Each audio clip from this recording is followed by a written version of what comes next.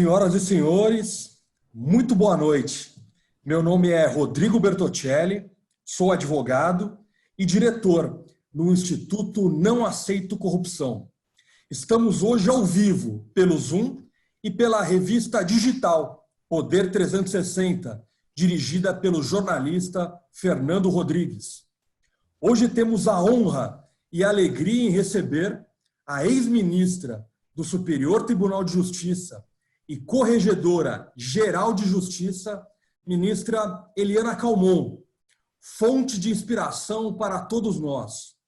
Pioneira, foi a primeira mulher a alcançar um tribunal superior no Brasil.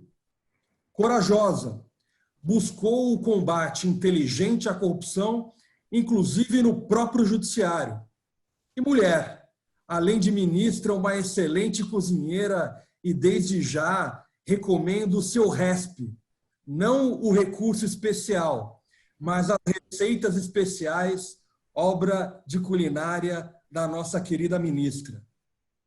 O Instituto Não Aceito Corrupção é uma associação apartidária, sem fins lucrativos, que busca construir pontes entre a academia, o mercado e o poder público para um debate isento, plural e qualificado no sentido de influenciar um combate inteligente à corrupção com absoluto respeito ao Estado democrático de direito. Antes de passar a palavra, meu amigo e querido presidente e fundador do Instituto, Dr. Roberto Liviano, procurador de Justiça no Ministério Público de São Paulo, que há 5 anos eu tenho a alegria e a oportunidade de acompanhar o seu incansável trabalho e dedicação no combate à corrupção. Gostaria de registrar preliminarmente que hoje é um dia muito especial para o nosso Instituto. Não apenas porque estamos completando nesse ano 5 anos de existência, mas porque hoje lançamos a 2ª edição do Prêmio Não Aceito Corrupção. Um caminho para trazer a academia, os estudantes, para pensarmos no país. Combate inteligente à corrupção, o aperfeiçoamento da integridade e também o desenvolvimento do país. O nosso prêmio, nós vamos falar bastante dele a respeito, mas antes de falar sobre a história do Instituto e passar a palavra, portanto, ao nosso presidente e à ministra, que nesta noite nós todos estamos ansiosos por sua exposição, eu gostaria de convidá-los a assistir o vídeo da nossa história, da trajetória dos 5 anos do Instituto Não Aceito Corrupção.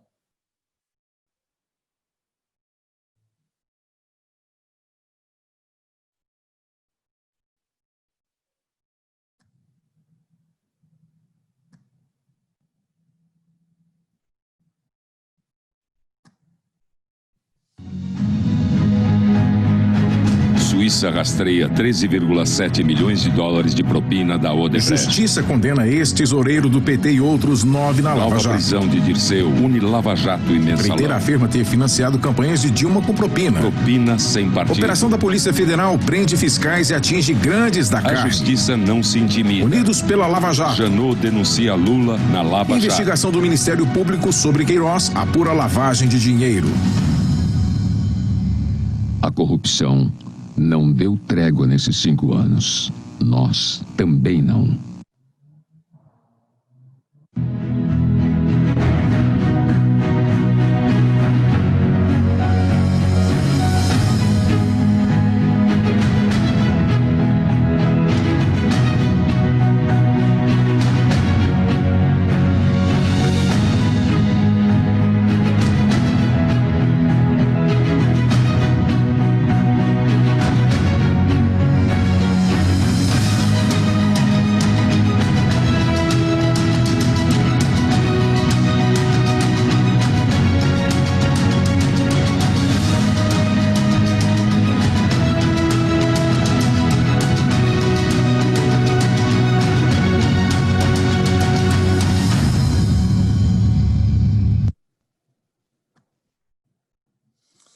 Nesses 5 anos, a corrupção não deu trégua. Nós também não. Presidente, a palavra é sua.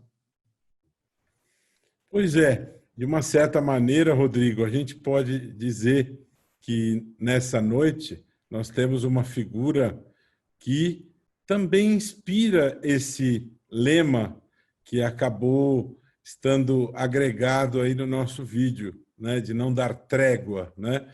A ministra Eliana Calmon foi uma mulher que não deu trégua aos corruptos, né? Ela que foi corregedora nacional de justiça, né, que foi a primeira mulher que ocupou cargos importantes nesse país, uma mulher guerreira, uma mulher de luta, que abriu trincheiras importantes, né, que fez com que a lei prevalecesse num país em que isso é tão difícil, né? Ela também fez com que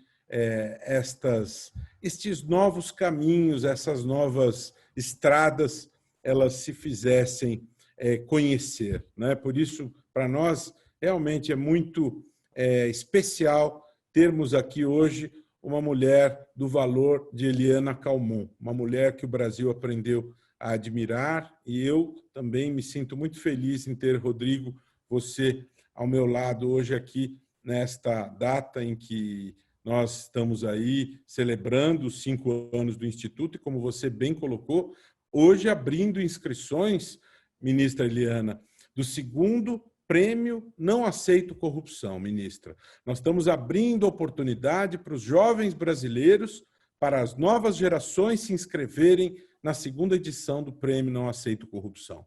Para a criatividade dos jovens brasileiros, nos papers acadêmicos, na tecnologia e na comunicação, apresentarem ideias inovadoras para contribuir com a melhoria do combate à corrupção. Queremos todos conosco.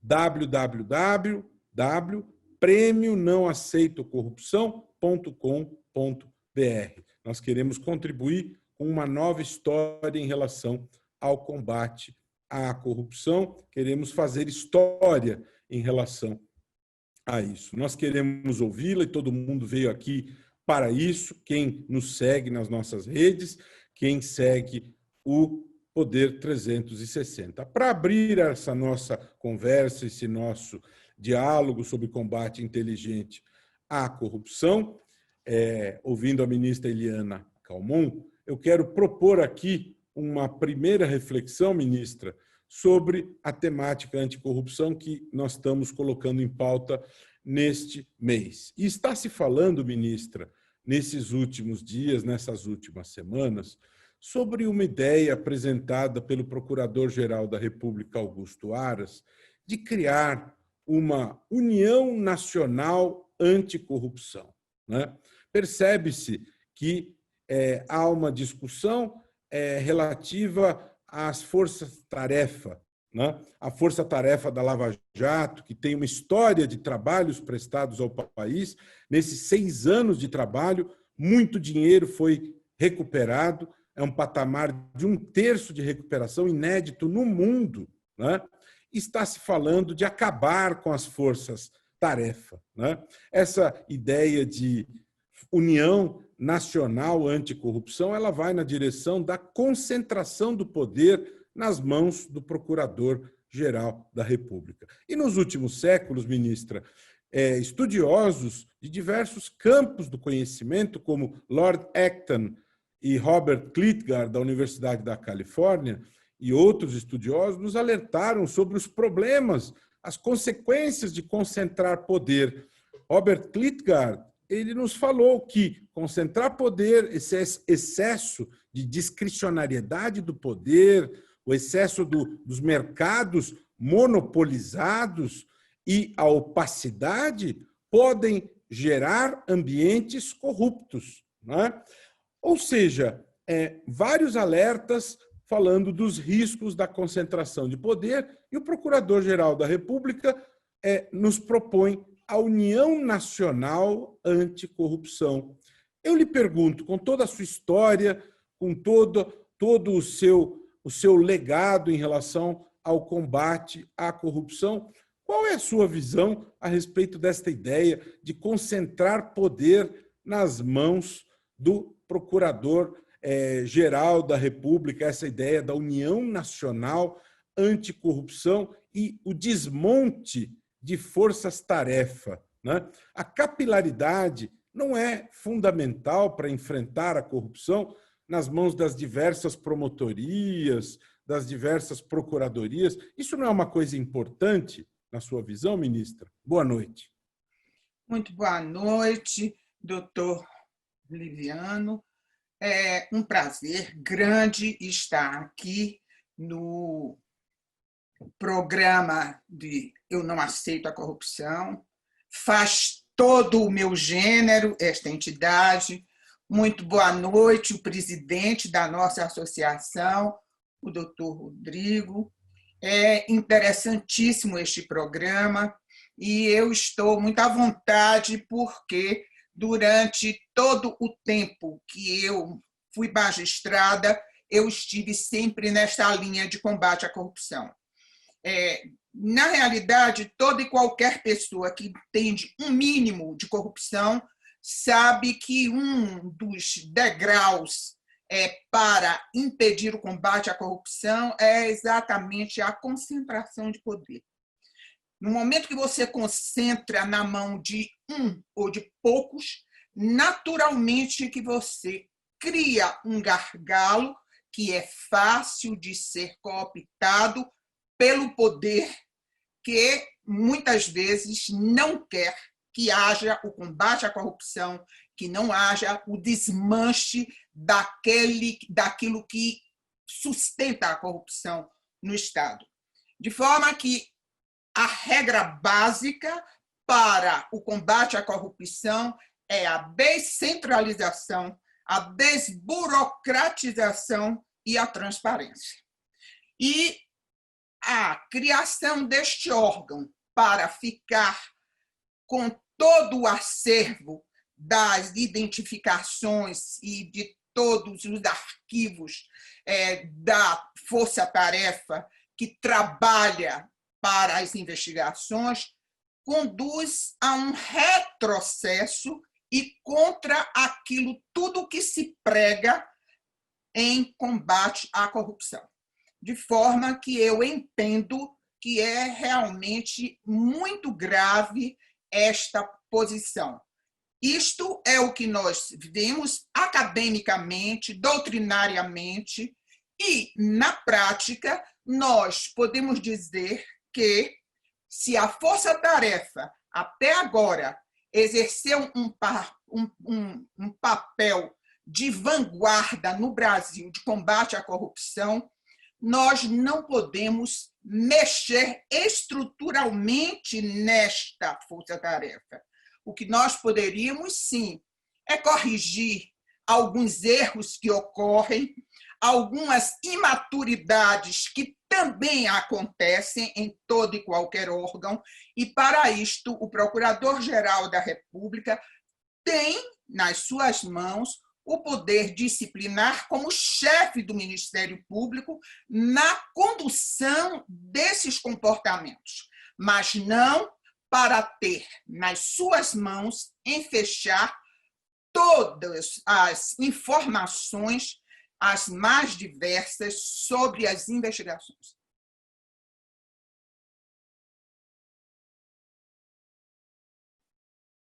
Aproveitando o gancho sobre o seu comentário sobre a questão do Procurador-Geral da República, eu não posso me conter e eu quero lhe perguntar o seguinte, ministra. Houve uma movimentação grande e ainda se fala muito a respeito disso. O Procurador-Geral da República, Augusto Aras, ele chegou ao poder sem ter sequer se candidatado a este cargo de Procurador-Geral, porque houve um debate interno dentro do Ministério Público, numa das mais disputadas escolhas, houve 10 candidatos ao cargo de Procurador-Geral. Esses candidatos percorreram o país num grande e rico debate, né? Destes 10 nomes, 3 foram os mais votados. No entanto, ele acabou conquistando o cargo, sendo nomeado sem sequer ser candidato. Ou seja, ele não integrou esta lista, ministra Eliana, né? Nos estados, existem votações, existe lista tríplice, ou seja, os membros do Ministério Público, eles participam desta escolha, né?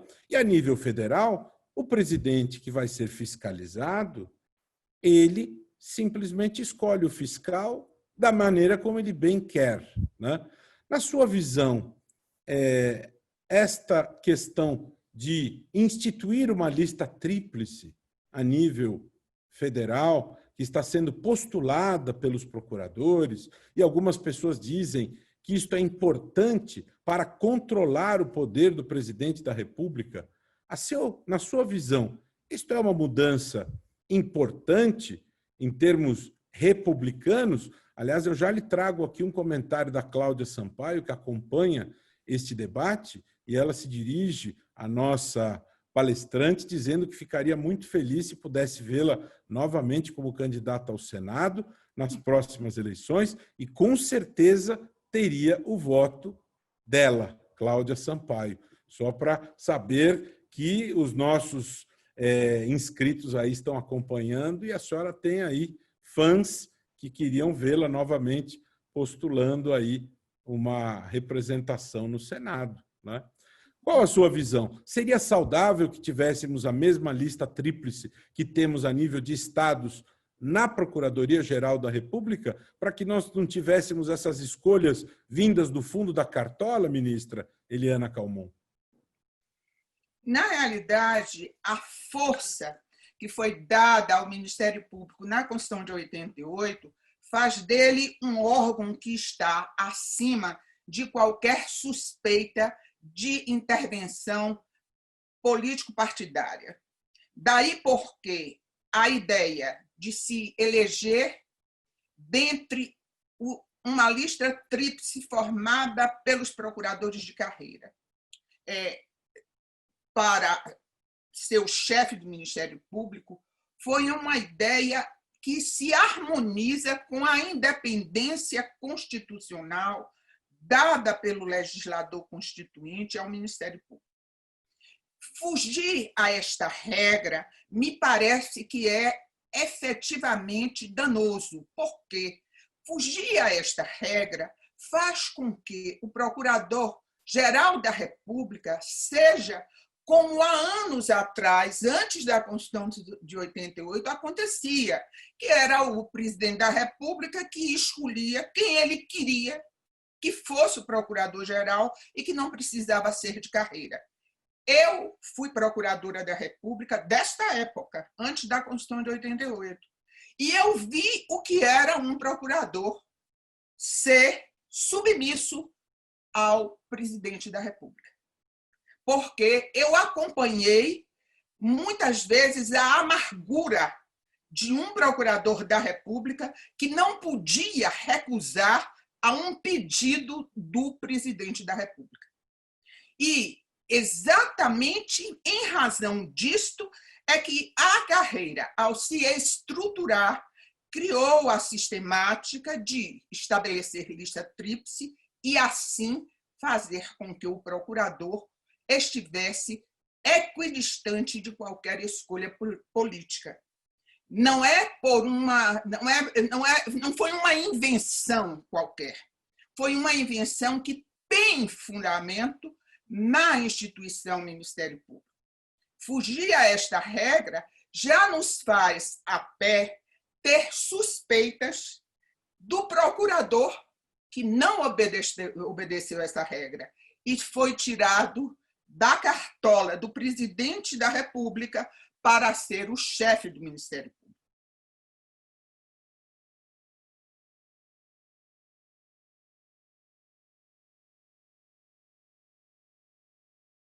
Eu não estou ouvindo.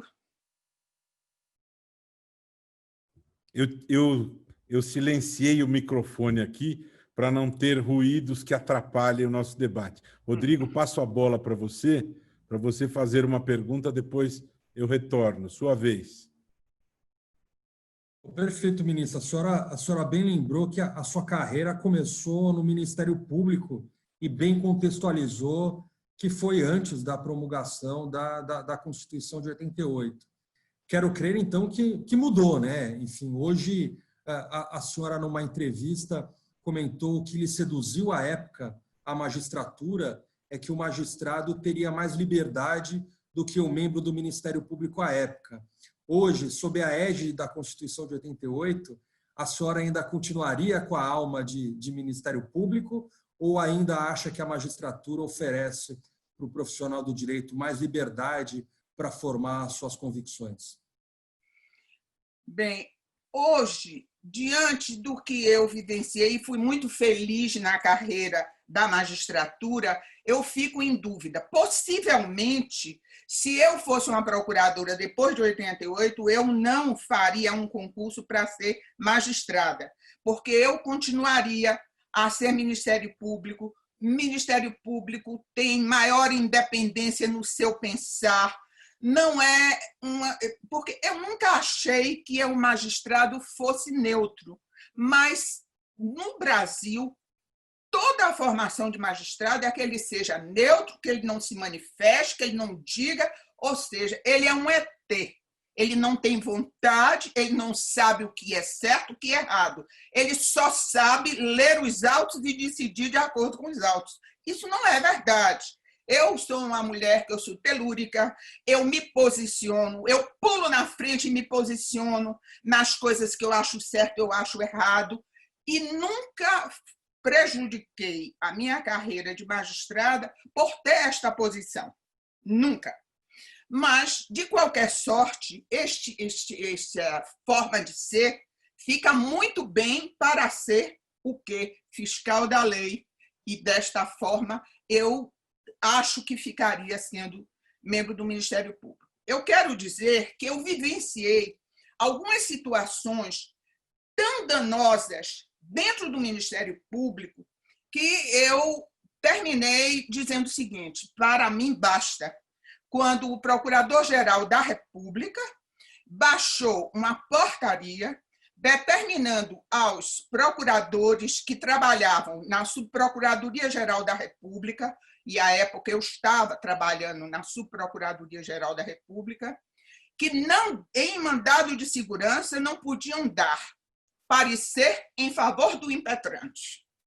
A partir daí, eu disse, chega, não dá mais, porque o Ministério Público em mandado de segurança parte autônoma, como fiscal da lei, e eu estava recebendo uma ordem do meu chefe, que era o Procurador-Geral da República, para não decidir de acordo com minha consciência. Então, isso é que me fez tirar. E é por isso que eu tenho este posicionamento de achar que não é possível eu reviver aquilo que eu vivi no passado. E este Procurador-Geral da República, um homem bom, um homem sério, mas um homem que tinha pretensões de chegar ao Supremo Tribunal Federal para ser designado ministro do Supremo Tribunal Federal. E, por isso, se submeteu a muita coisa. Eu quero aproveitar essa sua última colocação para lhe fazer a seguinte pergunta. Nós estamos percebendo que o país está vivendo uma corrida maluca pelo cargo de ministro do Supremo Tribunal Federal. Em novembro, o decano do tribunal se aposenta, o ministro Celso de Mello. Ele chegará aos 75 anos e, forçosamente, ele vai se aposentar. Nos últimos dias, vimos o ministro Noronha, presidente do STJ, emitir uma decisão que contraria várias das suas decisões anteriores, com um objetivo que muitos classificaram como um objetivo de agradar o presidente da República, para, possivelmente, ter chances nesta corrida para a cadeira de presidente da República. Há um ministro, secretário-geral da presidência, o secretário Jorge de Oliveira, que é inscrito na OAB há poucos anos e ostenta no seu currículo ter atuado em 6 processos judiciais, e há quem diga que ele pode se transformar em ministro do Supremo Tribunal Federal, não é? Portanto, aquilo que consta da Constituição, notório saber jurídico e reputação ilibada, nós percebemos que estão ganhando uma interpretação bastante fluida e nova, não é? Nesse contexto, ministra, o Procurador-Geral da República, Augusto Aras, tem sido apontado como um possível candidato, né? E na condição de líder, de grande representante do Ministério Público brasileiro, ele acaba exercendo a função de uma maneira complicada, porque é difícil representar os interesses da sociedade num cargo espinhoso e tão complexo como esse, e, ao mesmo tempo, sonhar em ser ministro do Supremo, né? A seu ver, não seria importante termos uma proteção constitucional a estes pés em duas canoas, estabelecendo uma quarentena que protegesse a sociedade disso, porque não é possível exercer na plenitude o cargo de Procurador-Geral da República se, ao mesmo tempo, se pensa em ser ministro do Supremo. Como, na plenitude, pode-se ser Procurador-Geral da República se, ao mesmo tempo, daqui a alguns meses, pode-se ocupar um outro assento com outras características? Será que nós não precisamos instituir esta proteção constitucional? E eu vou mais além. Será que nós não precisamos repensar a forma de escolha dos ministros do Supremo Tribunal Federal, até para nos protegermos da corrupção? Ministra Eliana Calmon. Muito bem. Eu vou fazer 2 colocações, assim, até meio jocosas, mas para dar um tom até de brincadeira a algo tão sério e que nós estamos vivendo no momento. A primeira colocação é o seguinte: se eu ainda tivesse idade, eu acho que eu também ia me candidatar à vaga do ministro Celso de Mello, porque os cidadãos, os 11 cidadãos que estão hoje formando o Supremo Tribunal Federal, são cidadãos brasileiros maiores, que são diferentes de todos, pelo poder que têm, pelas regalias que têm, por toda a aura de proteção que têm. E a vaidade humana faz com que nós queiramos ser maiores do que todas as outras pessoas com as quais nós convivemos. E aquelas 11 criaturas são maiores do que todo mundo. Primeiro, não precisam ser investigados pelo COAF, não podem, nem eles, nem seus parentes diretos. Eles não precisam prestar contas ao fisco, nem à polícia, nem à justiça. Isso já é uma grande vantagem. Eles podem dizer o que eles quiserem, eles não têm impedimento, eles não têm suspeição. E se alguém falar sobre eles, ainda passam a ser investigados. Isso faz com que eles sejam cidadãos maiores, né? E a vaidade humana também faz isso. Essa é a primeira colocação jocosa que eu quero fazer. Eu também quero ser ministra do Supremo, né? Mas, infelizmente, existe um obstáculo objetivo constitucional, que é a minha idade. A segunda é que, de todos os candidatos que rolam por aí, e são muitos, e muitos estão justamente pagando todas as prendas para serem escolhidos, né? Até os extremamente evangélicos também, que entraram também neste samba do crioulo doido, faz com que a minha escolha para o meu voto para escolher um ministro do Supremo seja o candidato Dr. Jorge, que faz parte da presidência da República. Pelo menos ele está servindo a um senhor e será escolhido por este senhor para continuar servindo a este senhor. O pior é quem está numa atividade institucional séria, como é o Ministério Público, como é a magistratura, e realmente está prevaricando no momento em que deixa as suas convicções, deixam os seus postulados e os seus entendimentos para servir a um senhor que não é seu. Porque o presidente da República não é chefe de juiz, nem é chefe de Ministério Público. Ele é um servidor público, como é o procurador-geral e como é o ministro do Poder Judiciário. De forma que, realmente, nós precisaríamos, em primeiro lugar, criar uma espécie de quarentena para toda e qualquer autoridade que quisesse deixar o cargo para se candidatar a juiz, a ministro, deveria efetivamente ter um período em que ele ficaria impossibilitado dessa escolha, um mecanismo qualquer, não é? E, em segundo lugar, nós deveríamos aproveitar este gancho para fazer uma reforma na estrutura da Corte Maior do país, do Supremo Tribunal Federal. O Supremo Tribunal Federal hoje está sofrendo as consequências de uma estrutura absolutamente monumental e que seus ministros não conseguem carregar o peso da responsabilidade e do poder que lhe deu a Constituição de 88. Então, isto precisa também ser visto, porque eles hoje encarnam aquele poder enorme que lhe deu a Constituição e eles terminam saindo daquela postura que sempre foi a postura devida aos ministros da Suprema Corte. Eu sou magistrada, durante 40 anos estive na Justiça. O meu livro de cabeceira começou a ser a Revista Trimestral de Jurisprudência.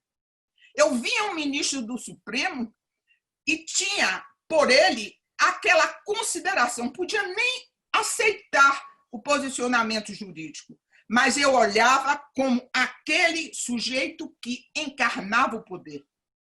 Lamentavelmente, eu não posso dizer a mesma coisa hoje.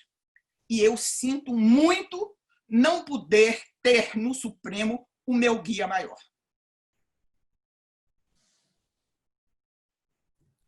Nós temos muita honra e muita alegria em ter alguém da sua retidão e da sua coragem e da sua coerência entre nós aqui. As mensagens que estão entrando aqui neste webinar são mensagens de ênfase a essas palavras. A Maria Érica Aquino parabeniza pelas palavras, a Nélia Almeida fala em fazer um chamamento pela independência da PGR, seguir os desígnios da instituição.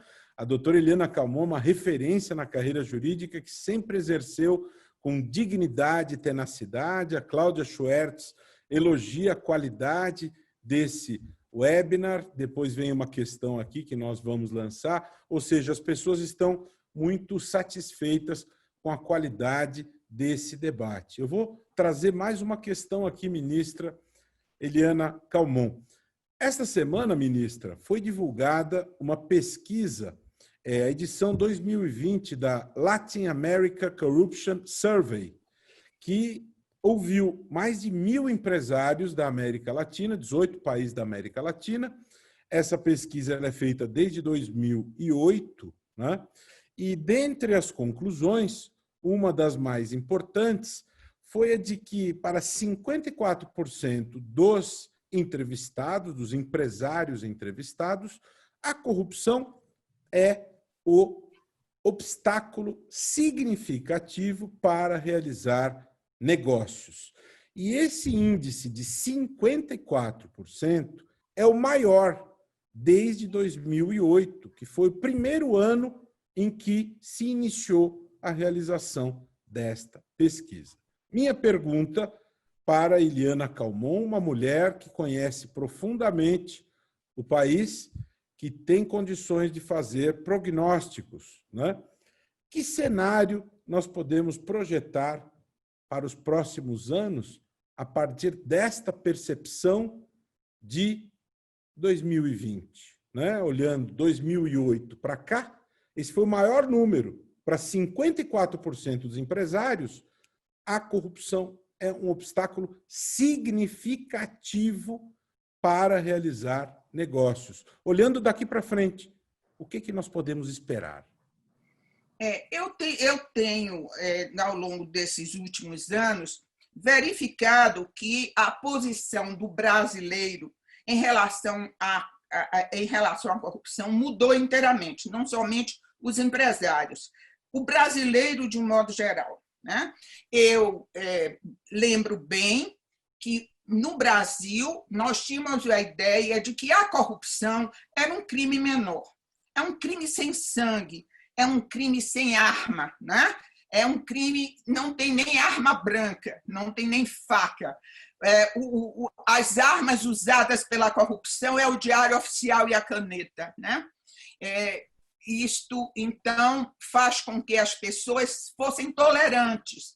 Nós dizíamos sempre, eu me lembro da minha avó dizendo, minha avó baiana, morando em São Paulo, durante muitos anos morou em São Paulo, e era a Demar de Barros, e dizia o seguinte: dizem que ele rouba muito, mas ele rouba, mas faz. Porque o brasileiro dizia isso, ele rouba, mas faz. Isso acabou. Hoje o brasileiro não aceita isso e o índice de intolerância à corrupção vem aumentando significativamente. E a partir de uns anos para cá, precisamente a partir dos anos 80, o mundo inteiro deu uma guinada geral contra a corrupção. A corrupção não é mais caso de eu não querer ser corrupto. O mundo não pode mais ser corrupto. Até os países que negociavam com o Brasil tinham a ideia de que a corrupção era um traço cultural. E, desta forma, eles negociavam com a propina, e esta propina podia ser até abatida no imposto de renda, porque isso era absolutamente normal. A partir dos anos 70, quando começaram os grandes escândalos financeiros e que a primeira área a se indignar com a corrupção foi a área mais árida que existe, que é a área econômica, dos investimentos econômicos, que criou a ideia de compliance, a corrupção foi saindo de cena e hoje as pessoas que querem ganhar dinheiro, querem trabalhar, querem evoluir o seu país ou evoluir os seus negócios, está dizendo não à corrupção na sua empresa e não está aceitando também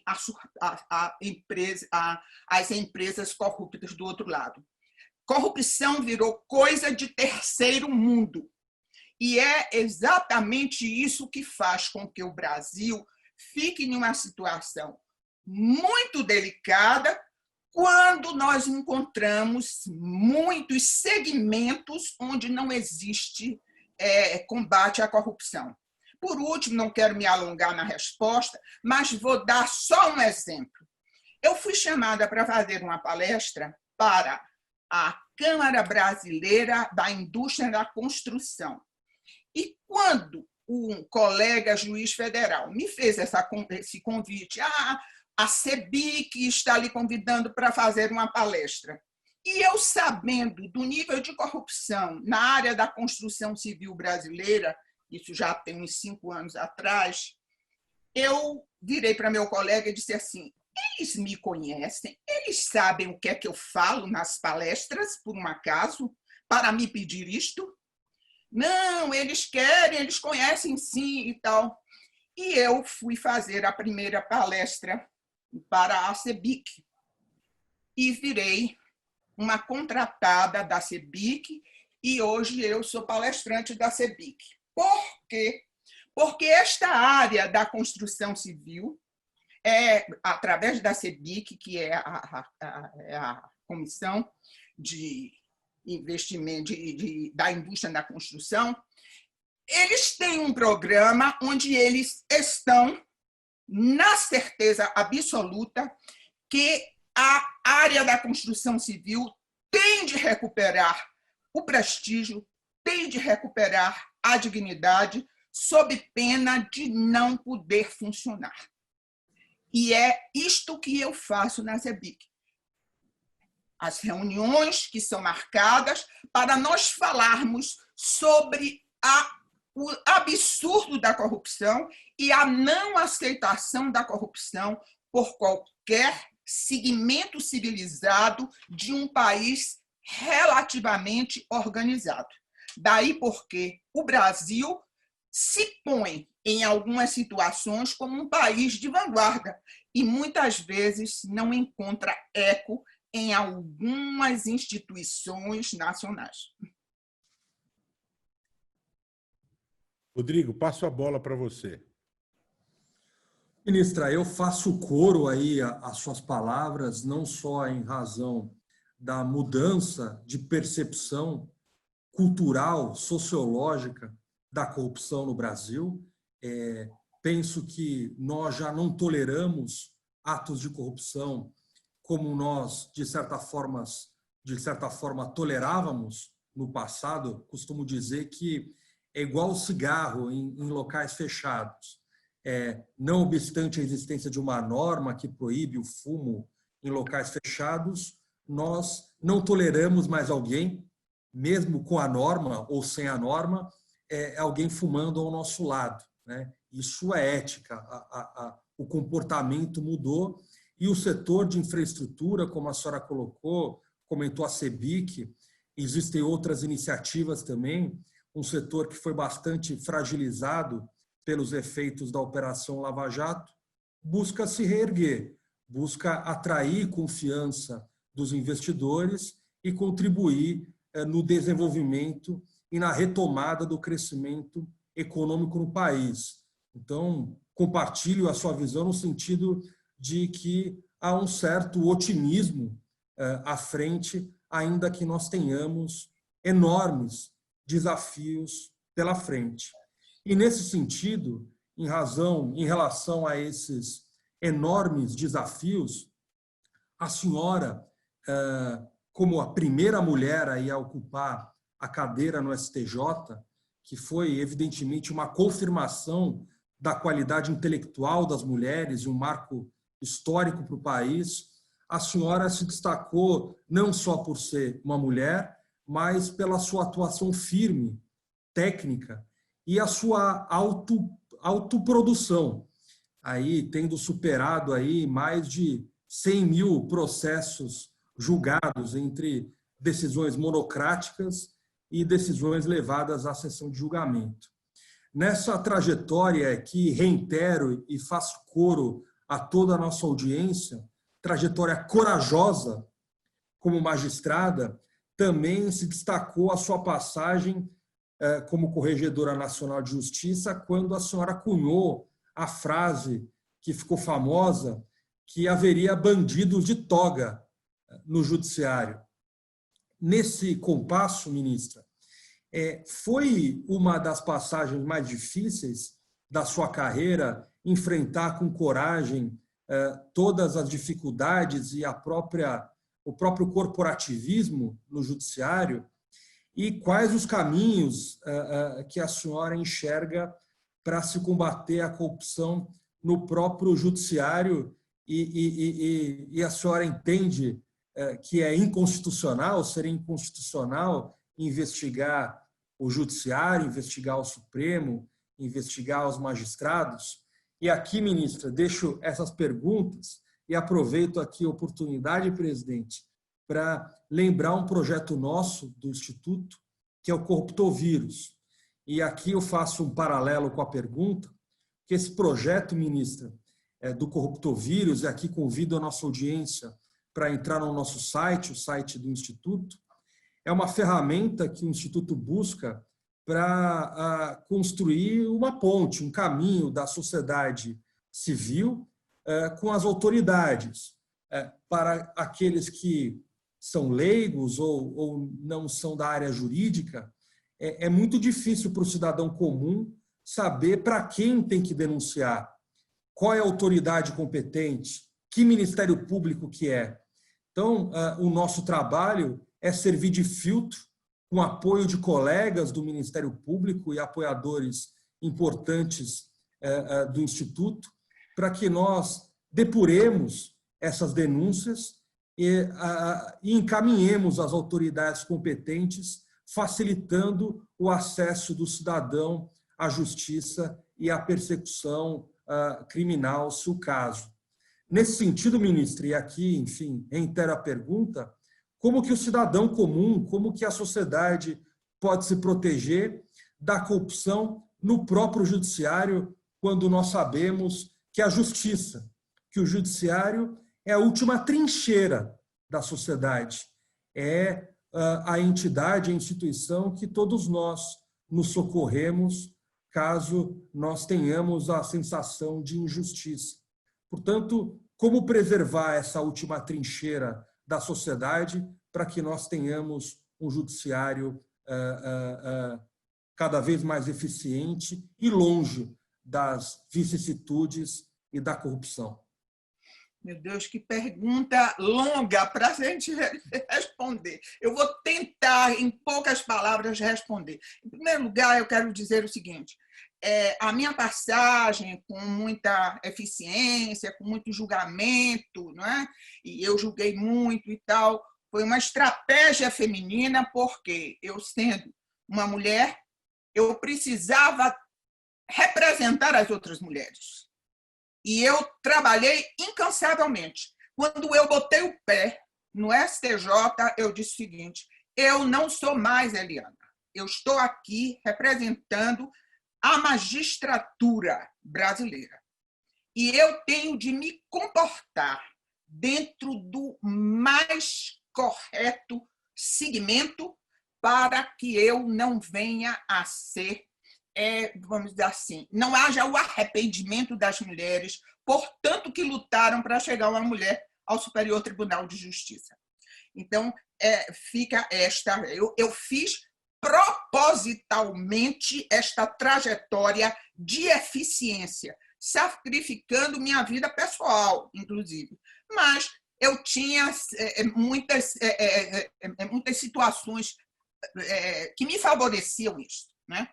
Bem, eu me preparei para ser corregedora nacional, mas me preparei como quem vai para uma guerra, porque eu sempre conheci o Poder Judiciário e sempre quis ser corregedora, porque eu entendia que o corregedor pode fazer muitas coisas, mas eu não tinha a vivência para afirmar isto. Era o que eu li em livros, eu sempre me interessei muito na vivência e por que o judiciário tinha tantos defeitos que eu os apontava.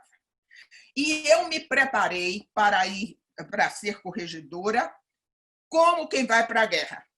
Eu fiz um check-up de 2 dias no Einstein para ver se estava tudo em ordem com minha saúde. Eu fui ao meu dentista e organizei toda a minha boca, né?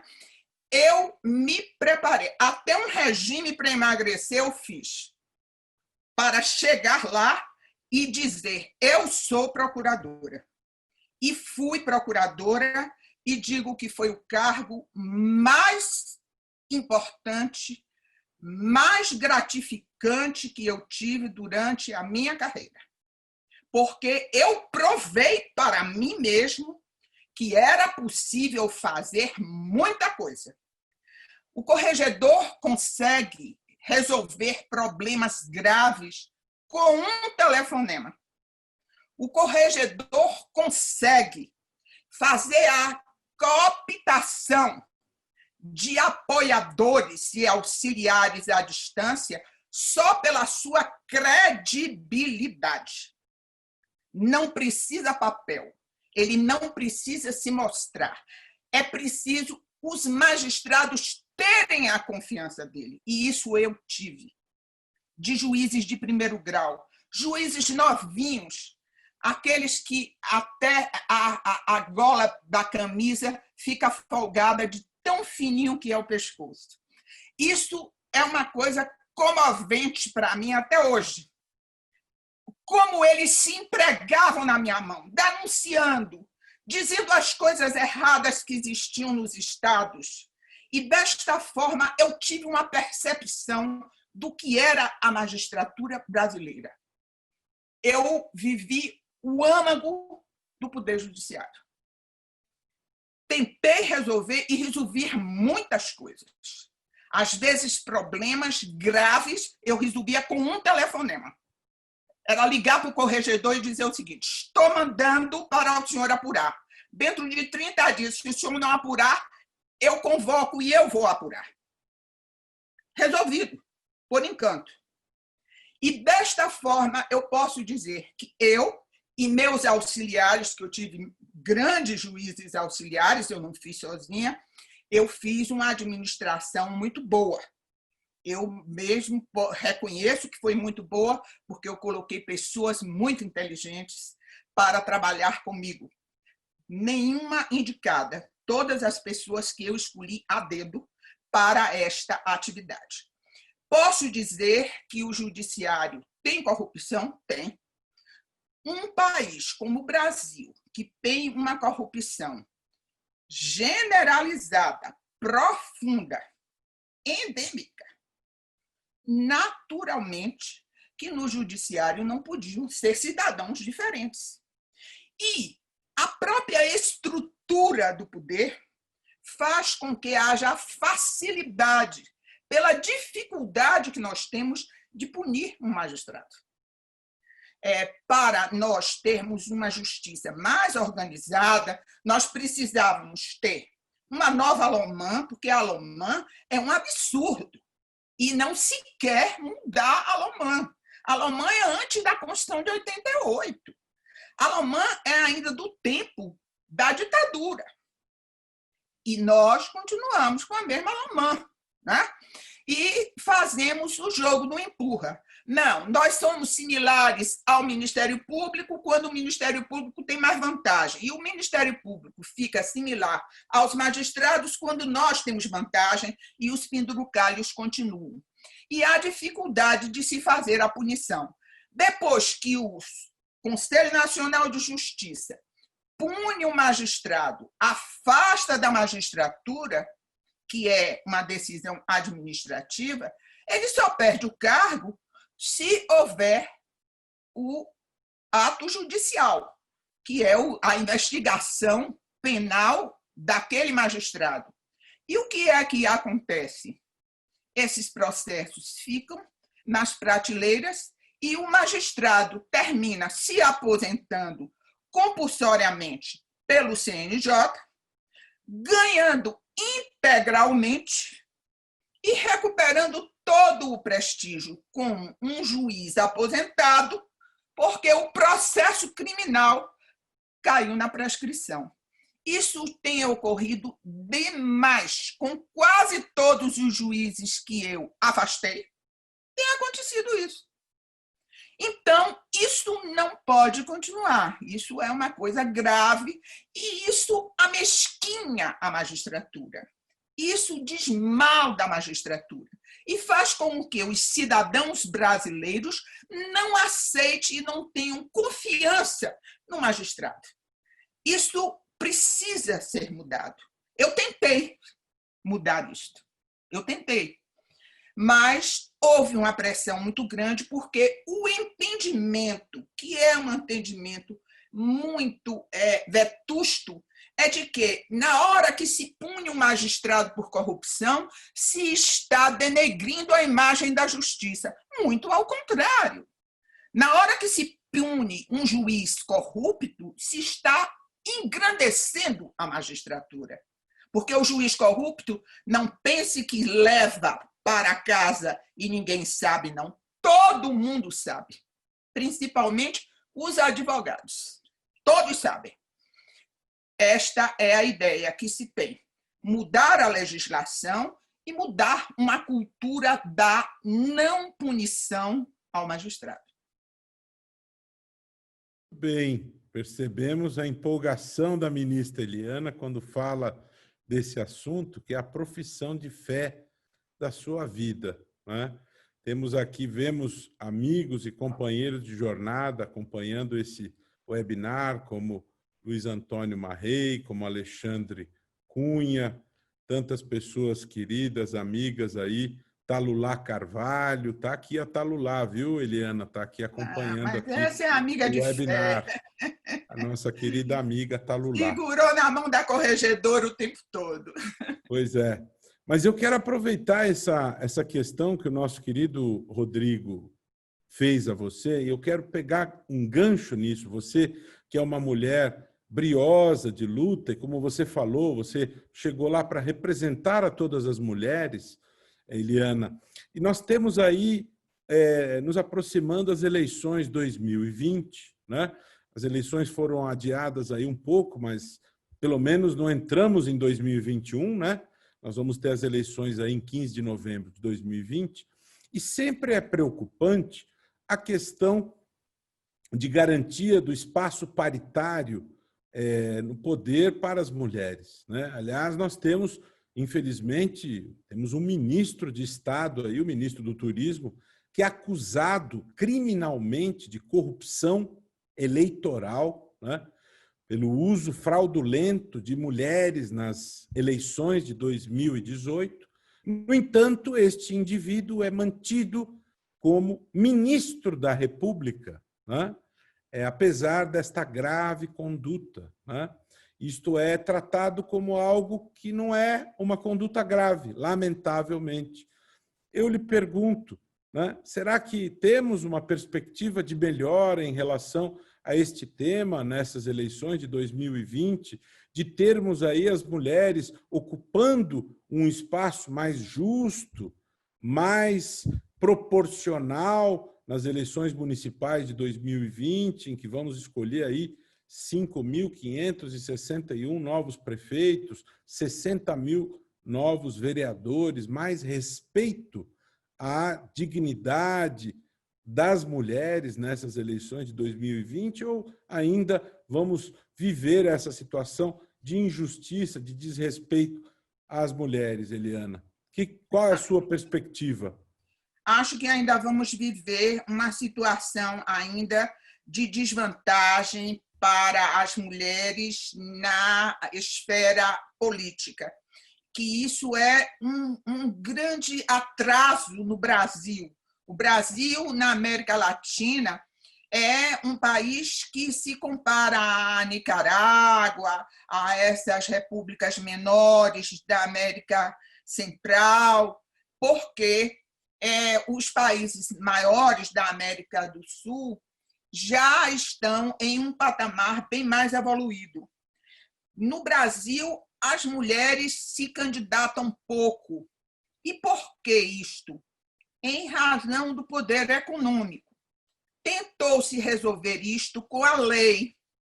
Primeiro, com a lei de cotas, não deu certo, porque as velhas raposas usaram esta lei para colocar parentes, aderentes, mulheres, amantes, amadas e etc., como seus testas de ferro, seus laranjas. Tentou-se, então, fazer com que a cota partidária das mulheres fosse maior para, assim, igualar aquele desnível econômico. E, nas últimas eleições, nós vimos aparecer uma novidade, que não foi só do ministro acusado, mas de diversos, não é? Candidatos praticaram este crime.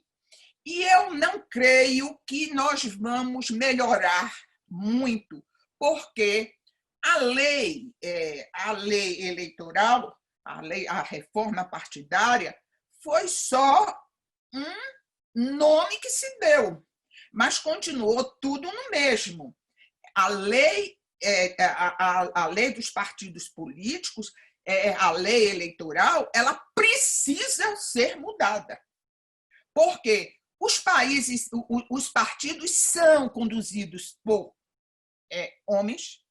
Quando nós temos dirigentes mulheres, são mulheres que fazem o jogo masculino, são pessoas que são mandadas, e a partir daí é que começa a desigualdade.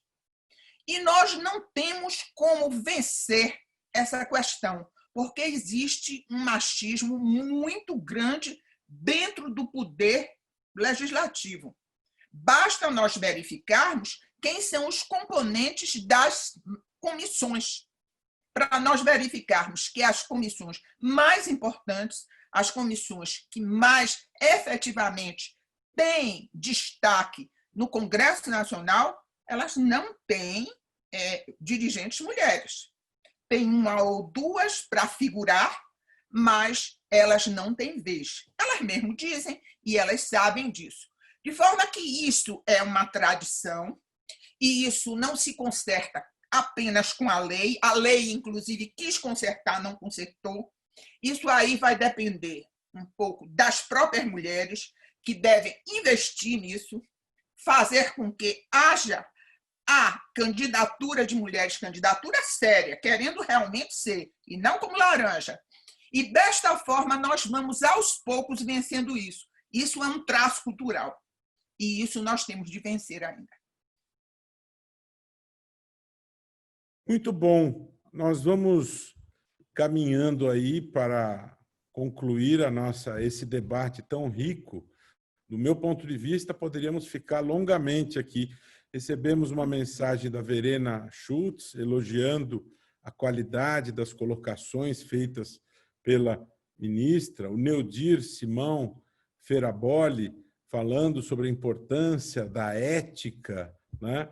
Que seria muito importante que nós tivéssemos a ética e a moral como instrumentos importantes para proteger a nossa sociedade, né?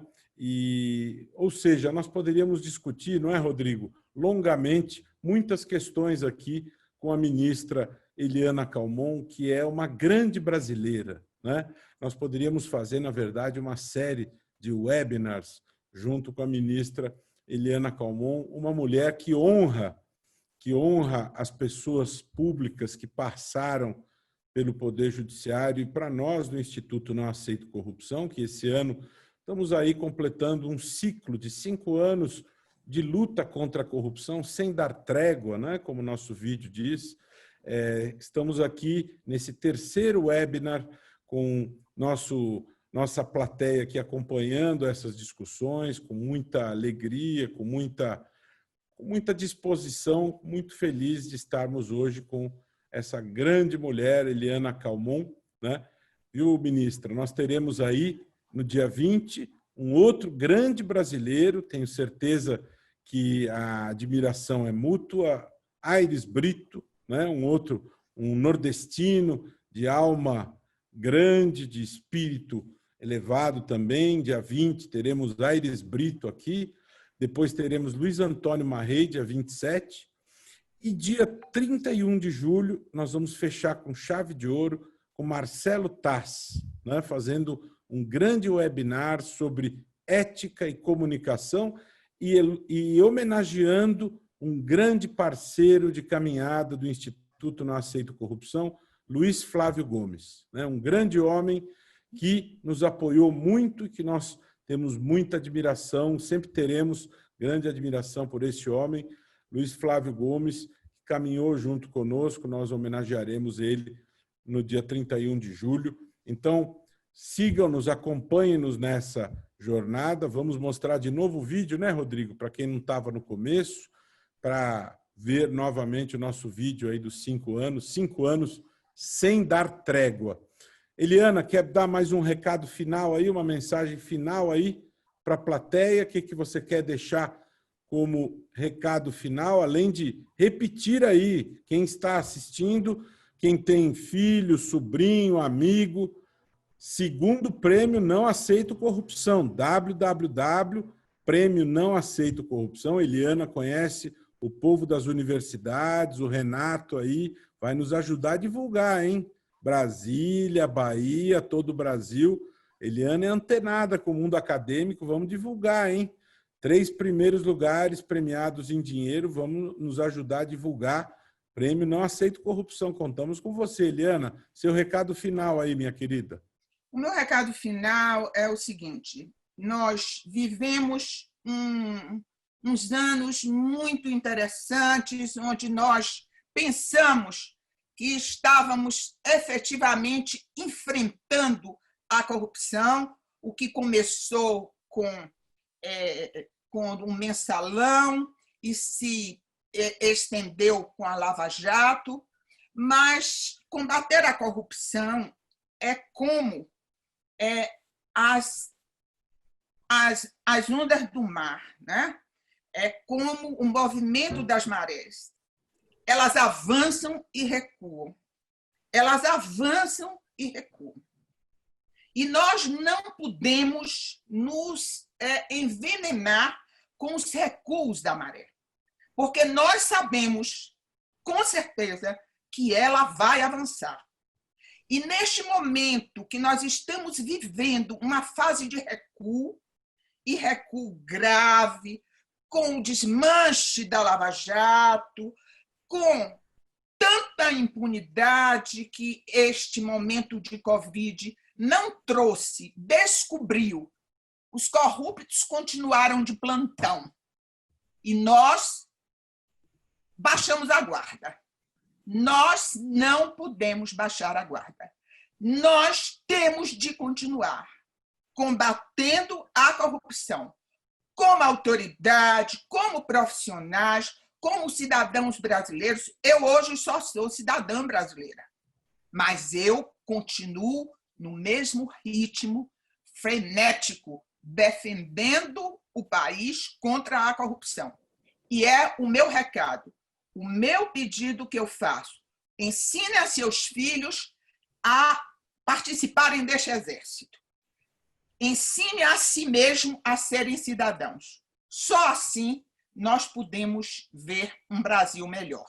Eu não vou ver, não dá mais tempo, mas não me importo. Os meus netos vão ver. Este é o meu recado. Muito bacana, muito bacana. Celina Marrone também mandou um cumprimento. Está aqui a Patrícia Godoy, que também nos acompanha nessas jornadas, e o Dete Leal. Rodrigo, quer mandar seu recado também, final, e antes de mostrar o vídeo aqui? Bom, depois dessa conclusão da ministra, só agradecer a presença dela e registrar que, ministra, a senhora é uma referência e uma fonte de inspiração, não só para as mulheres, não só para os operadores do direito, mas a todos os brasileiros. Foi uma grande honra, uma alegria tê-la conosco. E vamos seguir juntos nessa trajetória, né, presidente? É uma maré, não tem fim, e a gente continua forte. A corrupção não deu trégua, nós também não. Você é uma fonte de esperança e nós vamos juntos. Nós não vamos desistir. Estamos juntos, vamos dar as mãos e vamos lutar. Vamos azucrinar os corruptos sem dar trégua. Pelos próximos anos estaremos juntos, Eliana. Muito bem. Muito obrigada. Obrigado, querida. Vamos ver o vídeo de novo aí para nos despedir dos amigos e encerrar o nosso webinar.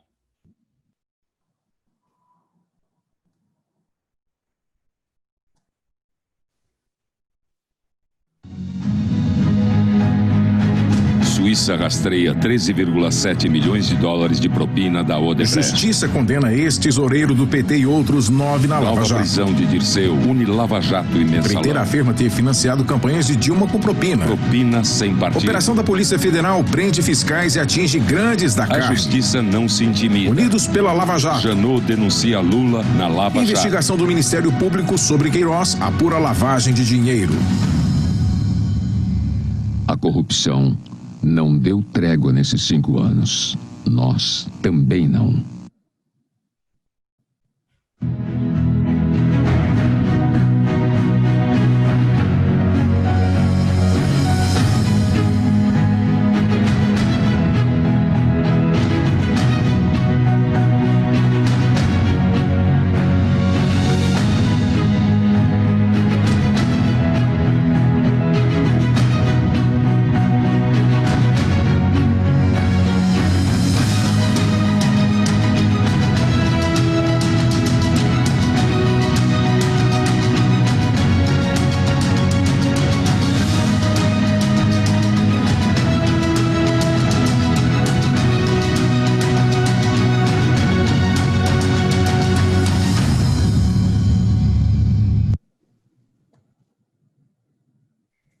Isso aí.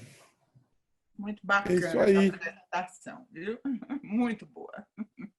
Obrigado, querida. Você é uma inspiração para todos nós. Muito obrigado.